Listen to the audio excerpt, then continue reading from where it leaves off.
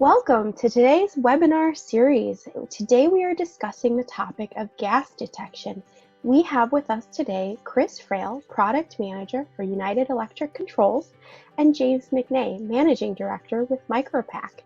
Today they're going to be discussing design through gas mapping. So welcome and thank you for joining us today. Chris, I'd like to invite you to begin and please introduce yourself. Great. Thank you, Sienna. Again, my name is Chris Frail. I'm the product manager at United Electric Controls for gas detection.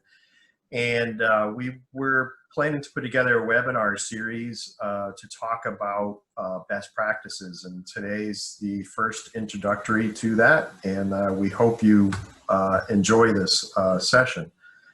James McNay is from Micropac. And we had invited him here as an expert in gas mapping. And I'll explain a little bit to you why we're inviting in different companies to these webinars. But we wanted to provide an engaging conversation and not simply something from a producer of gas detectors. As an overview, we'll give you a little bit of an introduction to us and this web series. It'll be a quick introduction to Micropac, and then for the most part, James is going to take us through what gas mapping looks like, first starting from flame detection, then looking over what flammable gas detection in different types of environments and how that can be benefited through the gas mapping process as a starting point. So for you who may not be familiar with United Electric Controls, we're based out of Massachusetts in the United States. We've been incorporated since 1931, mostly around switches in the early years, very famous for highly reliable switches, even in harsh environments.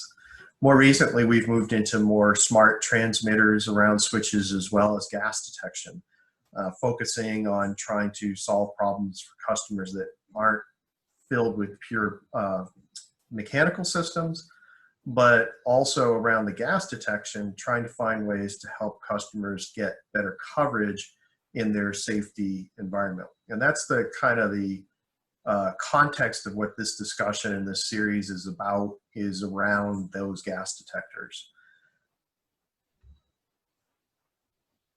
So our goal with the web series is really to provide this platform to share best practices. And what we wanted to do is invite in key industry experts like James to answer questions our customers have had over the years that we've been working with them that may be best answered by other folks. So we want to have this as a very engaging discussion and hopefully provide some debate in the industry, as well as give us the opportunity to share ideas in new directions and challenges.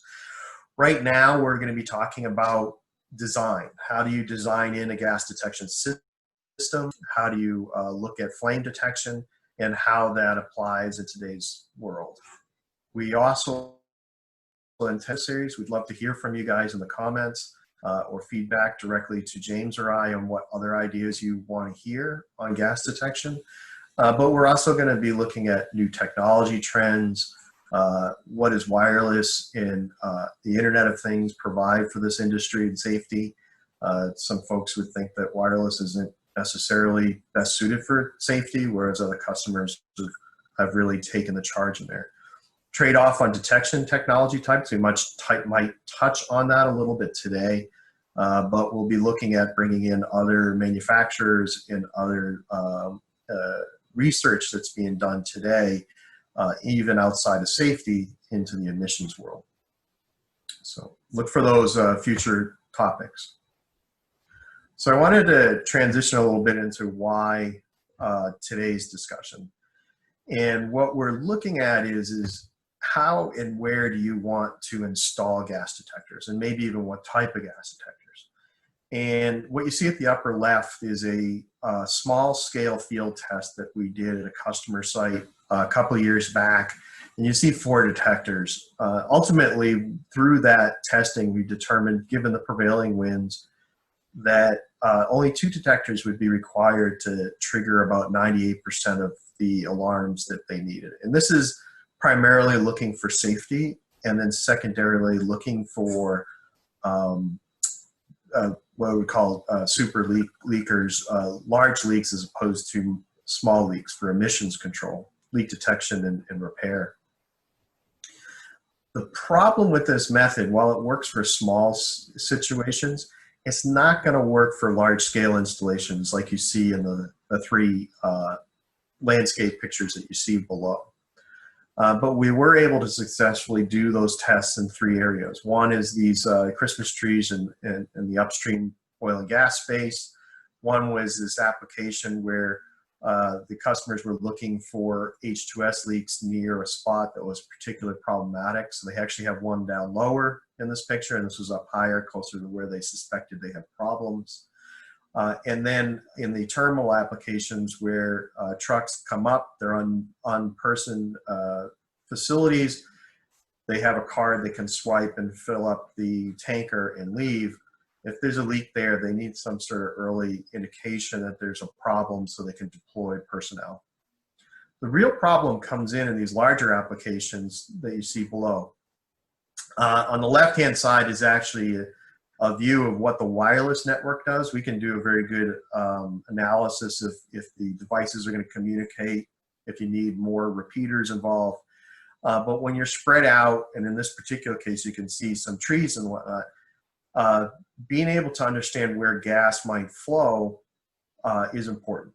And we can't do that simply by guessing. You really need to do design work. And it becomes a lot clearer when you look at the last 2 pictures there. One is a very large facility. Where do you put gas detectors? I'd be happy to sell 3,000 of them, but that might not make sense to the end user from a payoff standpoint. And that's where a company like Micropack can come in and say, hey, you only need about 30, you only need about 20 devices, and here are the ideal locations to put them. And on the right-hand side, it's more of a fence line application where they're trying to protect the neighborhood next to the facility. They want to see if there's any toxic gases coming across the road. And deploying fixed detectors is concerning because it's a point detector. Is it going to pick up that? And that's where mapping can give you that probability of detection and give you the best locations to install those. So that's the context or background of why we invited Micropack to talk to you. And so I'll hand it over to James at this point to talk a little bit about that service. James? Yeah, thanks, Chris. As Chris mentioned, my name's James McNay, the Managing Director at Micropack Engineering. And first of all, I just want to thank Chris for inviting me to come and talk on the subject. It's very much appreciated. So, as Chris mentioned there, we really want to look into 2 primary questions when we're designing the gas detection systems. One of them is how many devices we need, and the second one is where the best places to locate those devices is going to be. So that's really all we're going to look at here from quite a high level. The kind of decisions that you would need to make, the kind of risk analysis you would need to do based on the application in question. So a very brief introduction to Micropack. We're based over in Scotland, headquartered just south of Aberdeen. We were founded in our current state in 1996, but Micropack as an entity has existed for quite a bit longer than that. In fact, the people involved with Micropack were involved at the very start of fire and gas mapping as a process, or as a method of placing devices. And that was back in 1989. The first documented fire and gas mapping study took place. Micropack were not the only group of people involved there. We had, pioneering organizations like Shell and BP heavily involved in the development of fire and gas mapping as a process. From 1996, we have developed our own range of flame detectors as a sort of second portion of the company, kept very separate from the consulting basis for obvious reasons. We have to make sure that we design systems based on independent third-party data and fully driven by the risk analysis. The The kind of applications we typically work in, primarily oil and gas, but as we'll have a look at the applications where you can use fire and gas mapping, we really get involved in any hazardous industry where you've got the potential of a gas accumulation or gas migration, and also the potential areas where we might have a flaming fire, where your sort of traditional smoke and heat detectors are not necessarily going to be particularly useful. We obviously provide training, and we have, as you can see on the slide here, we've got our own test facility at our headquarters, which really is of benefit to both the product side of the company, but also the consultancy when we're designing the systems. You know, sometimes we may come up against a particular process or a particular chemical which we're not sure how it's going to burn. So we can just go out into our test facility, go and burn that material and see how it behaves. And that then feeds directly into our consulting and our mapping area of the business. So enough about Micropack. We're going to look at fire and gas mapping now as a technique. Now, there's various different ways that you can go about fire and gas mapping. So really the most important thing at the offset is to remember that the technique that you use, the devices that you use, need to be tailored specifically to the risks on that facility. And it's tied very closely to the escalation potential of an initiating event. So we'll look at that very briefly when we look at why we would do fire and gas mapping and the benefit that it provides to various different facilities. I'll then have a very brief section on flame detection mapping, but the majority of what we're going to look at is flammable gas detection. And obviously you've got the potential for toxic gases as well, but we're really going to focus in on flammable gas detection and how you would go about designing the system to answer those two pivotal questions. How many devices do we need and where do we need to put them? So first off, looking at fire and gas detection, it's a mitigation-based function. So we've already had an incident for our fire and gas devices to then be brought into action, so to speak. That central initiating event on a bow tie, for example, as we can see here, could be a break in containment to release gas, or it could be a flaming fire, so the release of a liquid pool into a bund which then could ignite. That's our central initiating event. What our fire and gas devices really need to try and achieve is to try and detect early when it's still a small event before it becomes a much larger and unpredictable event, when the uncertainty starts to come into play. So with flame detection, we want to detect a small fire to stop it becoming a large fire. And with gas detection, you really want to be detecting the accumulation before it gets to the point where if it ignites, it could potentially cause an explosion, or before that gas is allowed to migrate to perhaps a public space or another area where we might not have EX-rated equipment, for example, and an ignition could occur. So what standards do we have when it comes to fire and gas mapping? If we decide that we have a risk here, a risk of the central initiating event, so we need to design some fire and gas detection devices, we need to put them in place. What standard do we turn to? Well, there isn't really an international governing standard with respect to fire and gas mapping, but we have a lot of various different documents and guidance notes which can help us to design a suitable system. We have guidance from the ISA, ISA TR 84.00.07, which provides guidance on designing an effective fire and gas system. We have guidance which is not yet published, but which is coming actually this summer from the British Standards, BSI, British Standards Institute. We have a wealth of knowledge from the Health and Safety Executive in the UK, who have actually carried out a lot of experiments through the last 3 decades, a lot of experimental data with respect to how gas behaves, how it ignites, how fires occur. And they publish a lot of really useful information that we can take on board in our risk assessment and our detector placement studies. And we've also got the 2 sort of pioneering organizations in fire and gas mapping there with BP and Shell. And they've had internal guidance published since 2003 and before as well. Internal guidance for the design of fire and gas systems. And a lot of that guidance has really paved the way for the future guidance which has now fallen into place. And really, just to summarize what that guidance is there to provide, it's to answer those two pivotal questions again. How many devices do we need, and where do we need to put them? Another issue of how do we determine whether coverage is acceptable is really the most fundamental part of answering those questions. And change management is quite important as well, because we know our facilities evolve and they change through the life cycle of that facility.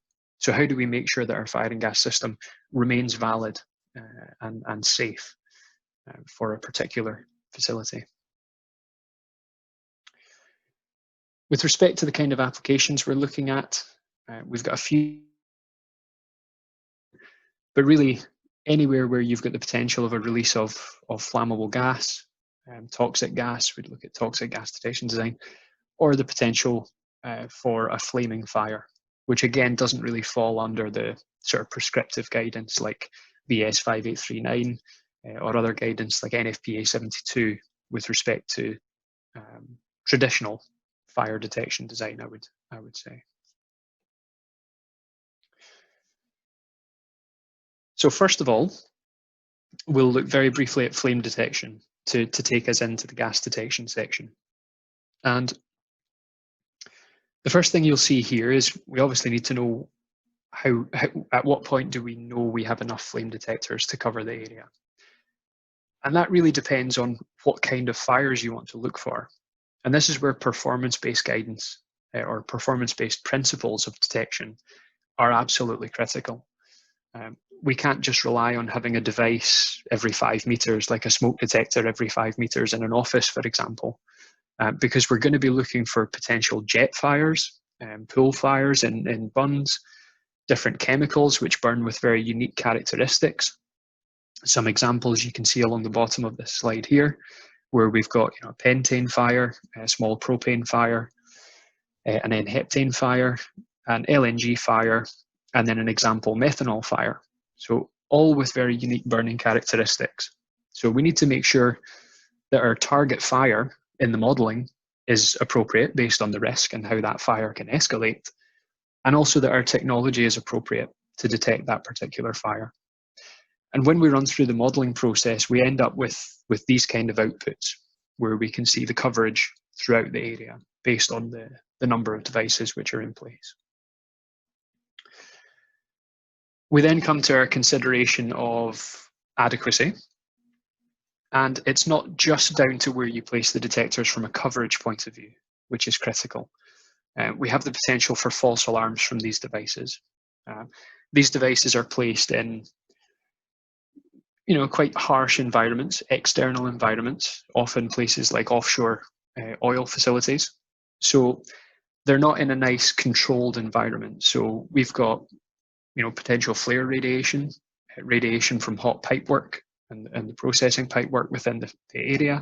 These devices will see those kind of emissions and stimuli from the environment.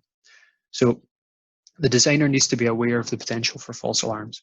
And that's also true with gas detection as well. We need to make sure that we position our detectors not in a location where they're potentially going to be exposed with something which can interfere with the signals which are detecting the environment. Specifically with flame detection, we have the issue of obstructions. So we need to make sure that when we're analysing adequacy, we actually know how the detectors perform to the various different fires and how the specific configuration of obstructions might actually impact the detection performance. So can we see the base of the flame? Can we see the top sort of flickering portion of the flame? Can we only see the visible portion of the flame? All of these kind of considerations come into play. We've got an example here of one type of performance-based flame detection design, where you would sort of set your target fire sizes, typically in kilowatts of radiant heat output, which the flame detectors are designed to look for. You could have a high risk area where you want to detect the small fire before it rapidly escalates. And you may have sort of nested grades and sort of bubble grades similar to what you see here. Other applications, it may simply be a sort of cuboid of coverage through the entire fire zone. Depends on the application, depends on the risk. It's all very much tailored down specifically. And then you get this kind of analysis here, which is very similar to what we'll see in gas detection as well.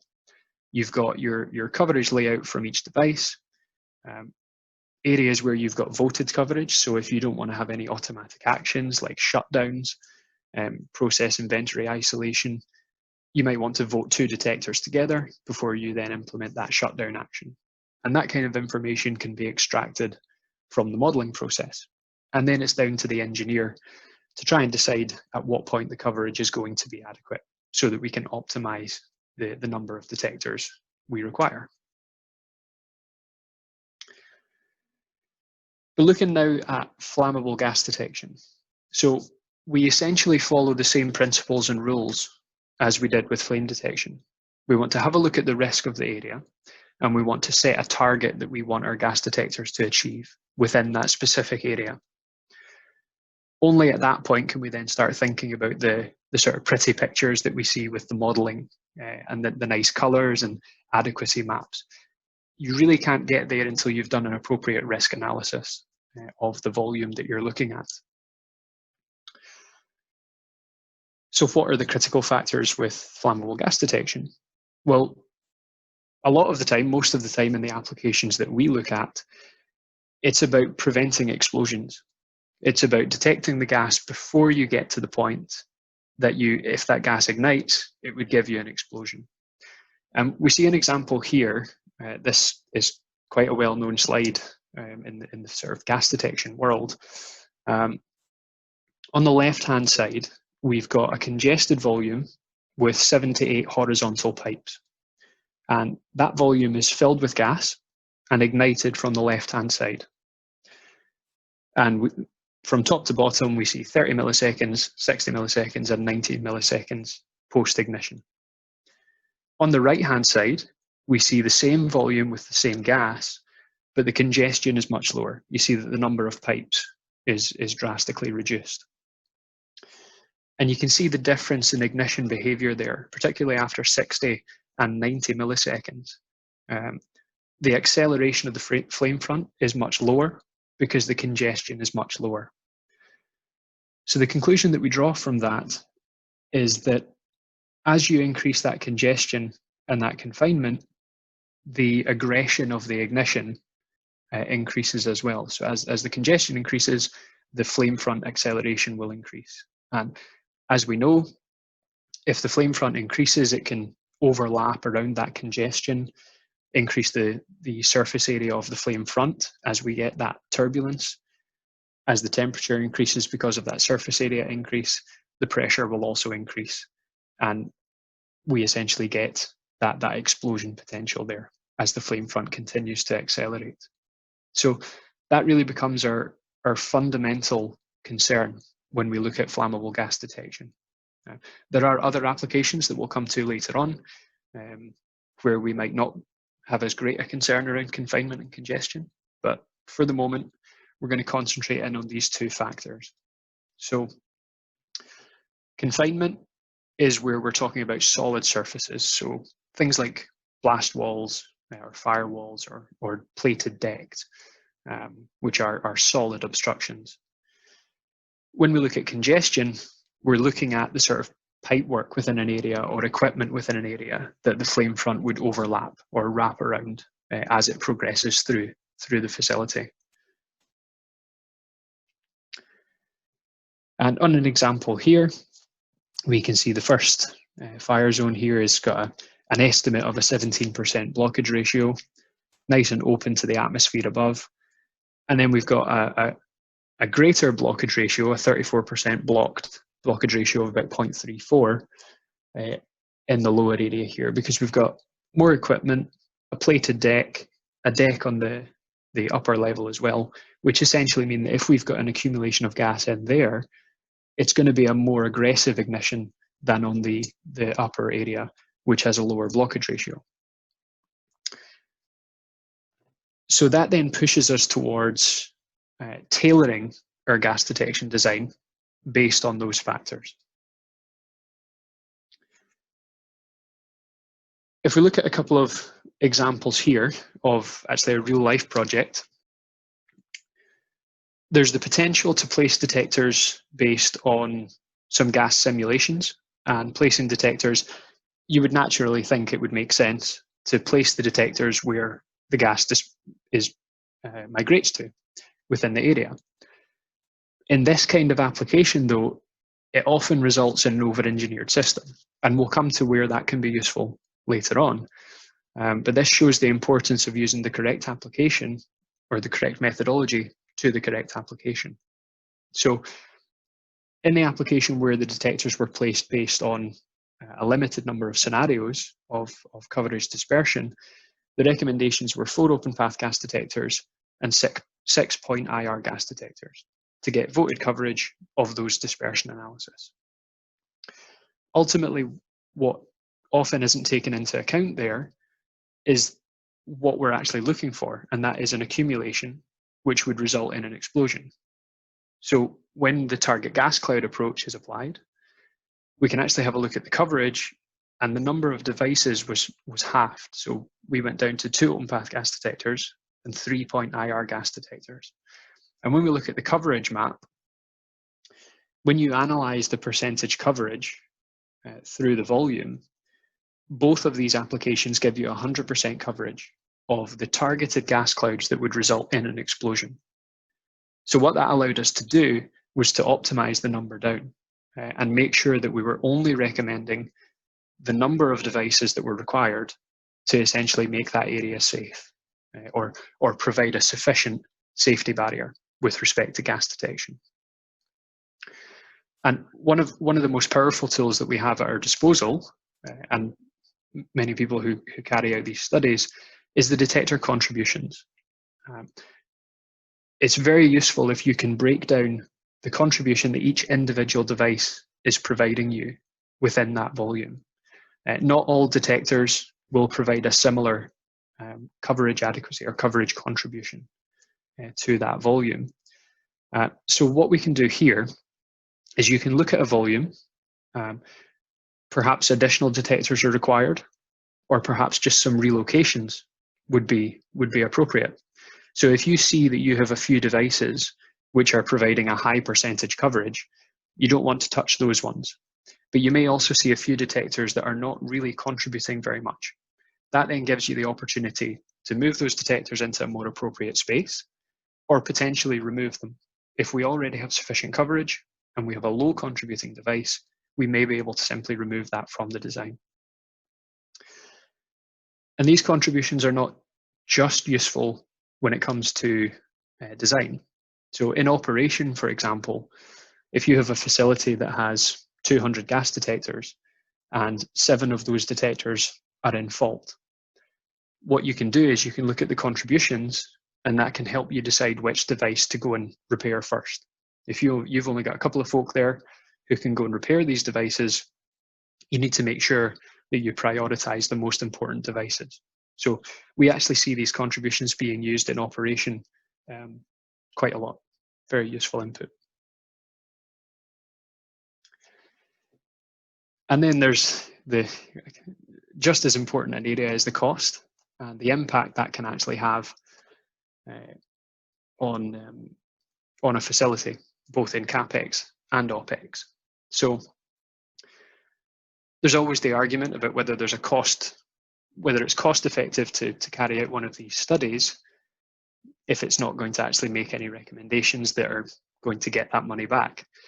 And sometimes, a lot of the time, depending on the facility and the methodology that's selected, you'll carry out one of these studies and realize that you actually need more devices, and it ends up increasing the cost. But you've then created a safe system because you need those extra devices because there was a shortfall and because there was a potential risk there and a hazard. In this particular example, fortunately, it went the other way. And you can see the kind of values that we're talking about here. This is from the application where the number of devices was reduced. The open paths and point gas detectors was halved. And it's a small application, a small area, but you can see the savings there on the slide here, obviously using some estimated values for the cost of the device. Obviously, that'll depend which device is actually selected and various other factors. But a significant cost saving there. James, you've done a little bit of discussion on, there's a target gas cloud methodology and the dispersion only. Would it be worth spending a couple minutes to talk about how the approaches differ for the folks who may not be familiar with both sorts of mapping? You might talk about that in a future slide, I'm not sure. No, we can talk about that. Yeah, sure. I'll cover it under sort of additional considerations here. Okay. So, yeah, there's two primary methodologies. It's not possible to say one is right and one is wrong because it depends on the application. The way those two methodologies differ, with the scenario-based approach or the dispersion-based approach, that's where we're carrying out modeling, simulating leaks and releases from throughout the process area. And you can see this range. Obviously, a lot of people debate about, we do more simulations than this group, and this is the right number of simulations to do than this. It really doesn't matter. You need to decide as the designer how many simulations you're going to run, and at what point you've run enough simulations to have a thorough and appropriate understanding of how a gas release would behave in this particular application. So the number of scenarios is a bit of a bone of contention about how many is appropriate. And the correct answer is, it depends on the application. One of the issues with the approach is the amount of uncertainty, which sort of reduces as you move to applications like internal applications. So for myself, coming from a traditional sort of civil fire engineering background, a lot of smoke modelling and fire modelling would be carried out in complex internal spaces. You can reduce the number of variables in those kind of applications where you're using computational fluid dynamics and CFD. When we look at an external oil and gas facility, the number of variables is significant. So there's just really a word of warning there to make sure that it's done appropriately. But again, depends on the application. If we're looking at an internal processing block in Alaska, for example, we can reduce the uncertainty. It's an internal space. Have a look at how the gas behaves. The target gas cloud is for sort of congested regions where we know a gas release is credible. We know that gas can accumulate in these areas. So what cloud in particular is the point at which if it ignites, it becomes a critical volume, and we would get that sort of explosion. Excuse me, that explosion overpressure within the area. I've seen it compared to someone doing the long jump. So the amount of gas that we require to give us an explosion overpressure, it has to be a certain cloud diameter. Let's just say 10 meters. If we've got a 10-meter cloud, 10 meters is the distance that gas has to burn to get up to speed that it gives you the overpressure of concern. And that's similar to someone doing the long jump. They need that stretch to run to get up to full speed before they then do the jump to maximize distance. So that's what we're looking at when we look at cloud ignition behavior. Which takes us on to some of the additional considerations. When we look at onshore facilities, which are predominantly open, well, there's very little congestion, very little confinement. So the consideration moves away from a target gas cloud and more about migration. Where is the gas potentially going to migrate to? Are these areas non-hazardous areas? Do they have air intakes? In which case, we'd perhaps want to put some devices across the face of a duct, for example. We've also got the potential for heavy gas hazards in some facilities where if the gas is released, if it's heavier than air and at low pressure, for example, will that gas sink down and settle at a low level? And if we've designed our detectors to be at a sort of mid-height level through the modules to look for accumulations, that gas may stay underneath that level of detection.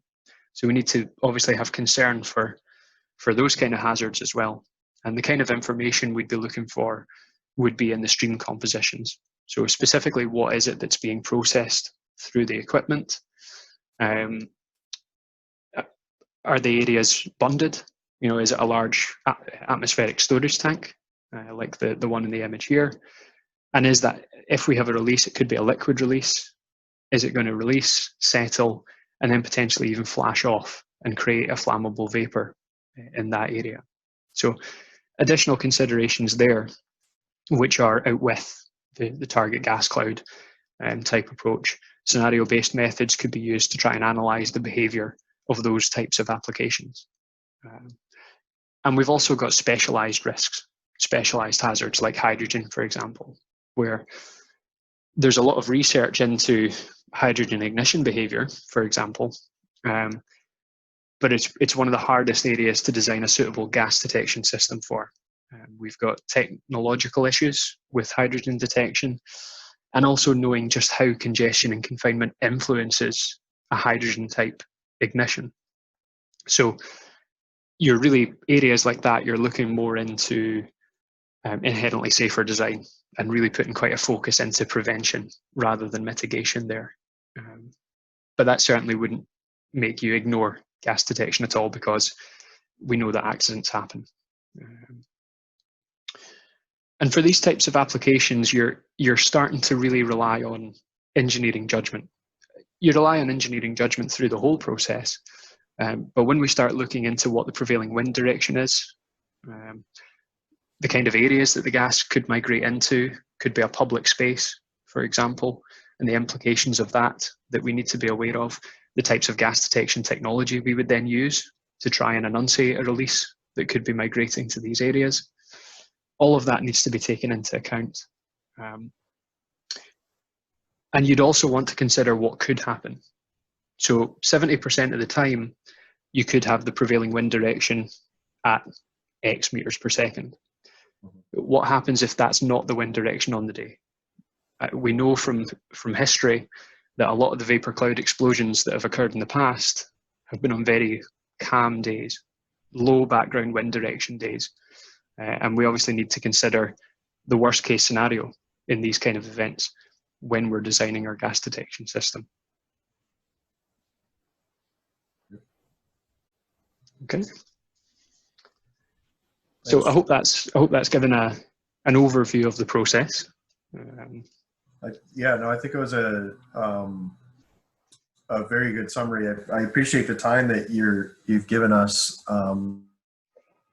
I did have a few questions, and obviously I'll open them up to Becca and Sienna. But the one question I had for you was, we've talked about fire safety, gas safety. Have you guys seen an increase in interest around fence line now specific to emissions and total quantification of gas?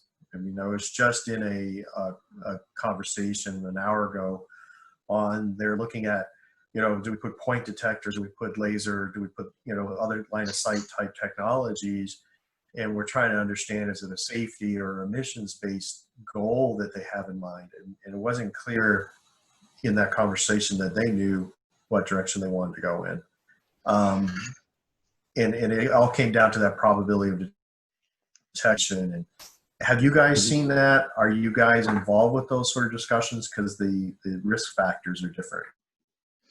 So yeah, it's a really interesting point, and we don't get into the emissions discussion because the risks are different from what we would be looking at typically from a mitigation flammable gas detection system. Mm-hmm. Interestingly, I'm just coming to the close of developing the British standard on fire and gas detection with the working group here in the UK, and we specifically excluded emissions-based detection from the scope of that standard. It's very much sort of apples and oranges between those two.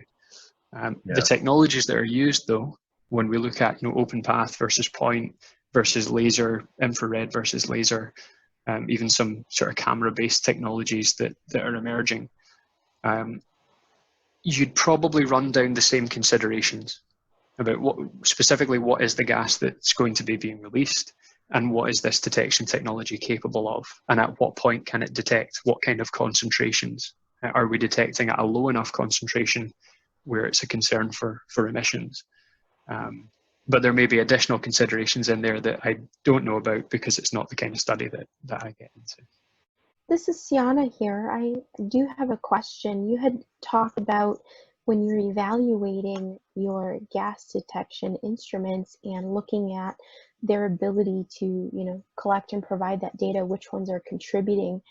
And I'm thinking about, United Electric Controls has the Vanguard gas detector where they're using the wireless heart mesh to basically transmit and relay data. So I know that there are people who are concerned about the safety of wireless gas detection instruments, but when you're using several instruments in an area that have that transmission capability, would it still make sense to keep them in place? Maybe they're not picking up the gas data, but if they're able to relay information through the wireless heart mesh, is that something to consider, or is that really not an issue at all to be concerned about? Leaving in place, are you talking about the other instrumentation or the gas detector specific? I was asking about the gas instrumentation specifically, how to decide when to remove or relocate an instrument. Oh. I guess from my point of view, it would depend whether it's brownfield or greenfield. So when it's an existing facility and you might get a little bit extra coverage from a relocation, but the relocation is going to require new trenches to be dug and cabling to be moved, cable trays to be moved, it's actually often cheaper just to buy an extra device and just install a new device rather than going through the relocation program. So it comes down. Sorry, Chris? Change management can be very costly. Exactly right. Now, it's very cheap to change something on paper. So if it's a greenfield project and it's not yet constructed, then absolutely you'd be looking at relocations from a sort of preliminary detection layout. But you have to be very careful when it comes to an existing facility, because relocations themselves can be more expensive than just putting a new device in. Yeah, and we've had installations where customers have selected the Vanguard specifically for that reason. They have spec'd out methane detectors in a specific area. It's very common in the upstream market where well pads are constantly changing over what they're doing, whether they're mothballing it during times like when the natural gas costs are very low, to when they're switching from exploration to production, to drilling then to production. And each one of those cases, the assets are all changed over. And so they want that flexibility of when those assets change, to change the position and the number of gas detectors. So they actually went with our battery operated wireless stuff because they can do that change management very cost effectively and on a moment's notice too. And so that eliminates the needs for that trenching. But in the end, there's still fixed gas detectors, which comes back to what the service MicroPack provides. If it's a complicated enough scenario to look at the mapping, great. If it's just a simple well pad, where a small one, they'd be more cost effective just to put in a few detectors. So basically, after you do the gas mapping and you figure out that it's smarter to, instead of buying thousands of instruments, buying the number that you need and placing them strategically, how do you then decide between a fixed instrument and a wireless instrument? What goes into that decision-making process? It really comes down to the requirements of the customer. Right now, if it's like a pure SIL SIS system where they're going to need that SIL rating, more than likely they're going to want to always migrate to the wired. There's a bigger sense of security there. wireless is really emerging in the gas detection market. So that decision comes down to a risk factor. Are they able to set up a wireless gas detector, and how much is that going to cost compared to a wired? But at the end of the day, they're both fixed gas detectors, so they're providing the same sort of measurement at the measurement level. As a follow-up to that, even James, how do you go about making a decision between fixed detectors versus line of sight detectors? I don't know. Yeah, I mean, the decision is based on the geometry of the area. If it's possible to get a line of sight in and it's going to be suitable to the specific gas which could accumulate, then we would probably prefer to go down that route to reduce the number of point detectors that would be required through that area. But it really depends on whether the detectors are capable of detecting the specific gas, and yeah, what can actually physically be installed there.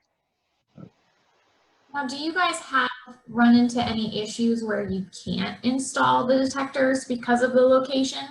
Or are you able to just kind of manufacture whatever is needed to be there to attach these to?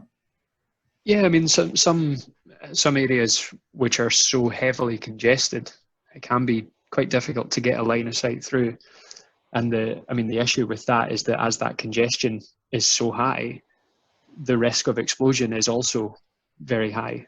So you can't really just discount the area. You have to get gas detection in there. And that's where the strategically placed sort of point gas detectors are critical to that volume.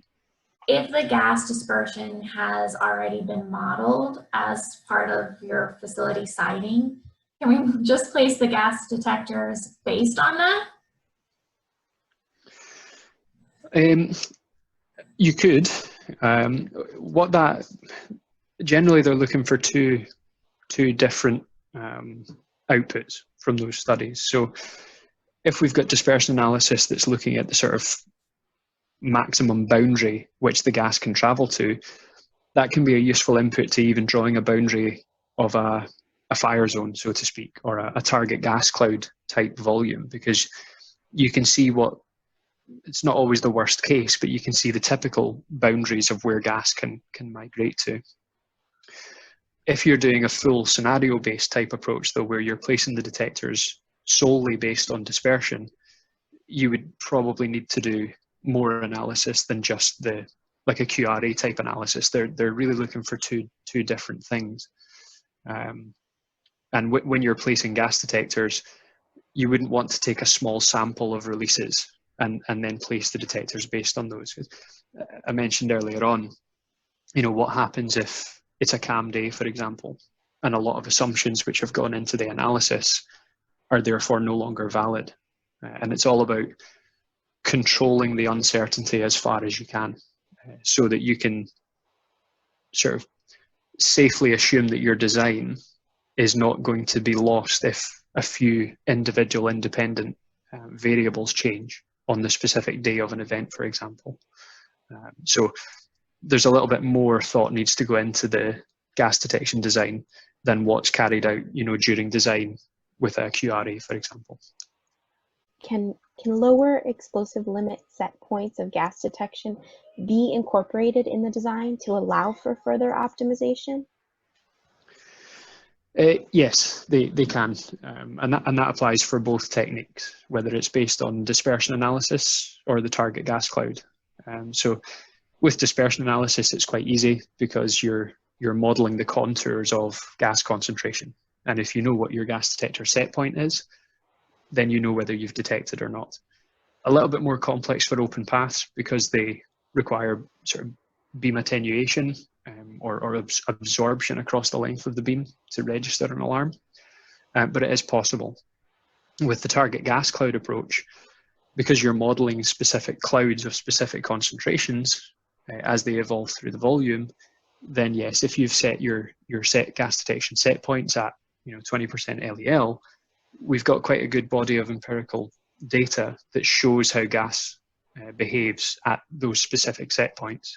From back in 2000, there was quite a significant study carried out which shows us the behavior of a cloud in an external facility between 20% LEL up to 100% LEL through that volume. So that can be incorporated into the various modeling software which are used.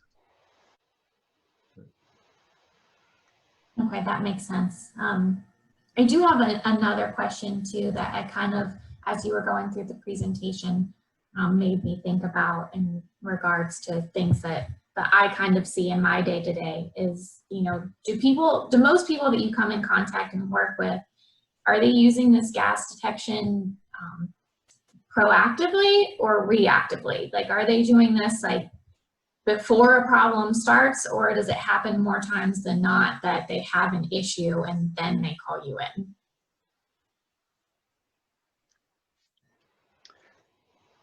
James, you want to try that? I mean, I have my own.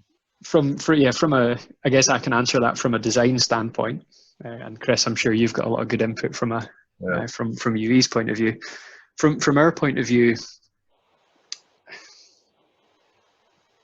I can't say I would suggest there's one overriding way that people would come to us for a gas detection study. We have been brought in the past where there's been an event and they want to sort of look at the gas detection layout to make sure it's still safe. That does happen, but it's not the overarching reason that people would come to us. I think a lot of time we get involved during design most of all, because it's, from our point of view, from the mapping point of view, if people are coming for fire and gas mapping, it's because they want to optimize the layout as far as possible. So if they don't need to buy 300 devices, if they only need 200, then it's worthwhile going to get fire and gas mapping carried out. But we do see it from the other side as well. And we have had quite a few occasions where there's been a release which hasn't been detected. So maybe someone gets a kick from a health and safety department to go and make sure if this happens again, we'll detect it next time. I do want to say the overwhelming majority of customers are always proactively looking at safety and emissions and whatnot. And a lot of them have gaps in their systems, either because of the fact that, as James had mentioned, when they did original design work, they might have gone for 70% because of budget constraints or whatnot and prioritization. And now they're looking to go back and increase that coverage, either because of change management or something they discovered along the lines to increase the risk profile of a particular area. Or it's just too costly to, the cost trade-off versus the risk, what didn't make sense at the time. And with the new technologies coming out, whether it's line of sight or the wireless technology we provide, those cost constraints have melted away a bit, and now they can add that coverage within a particular budget that makes sense.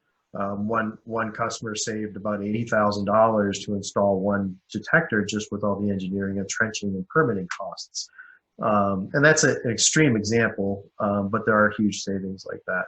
So most of them are proactive. It's just there's constraints. There's always constraints in deployment in engineering and decisions made on priorities.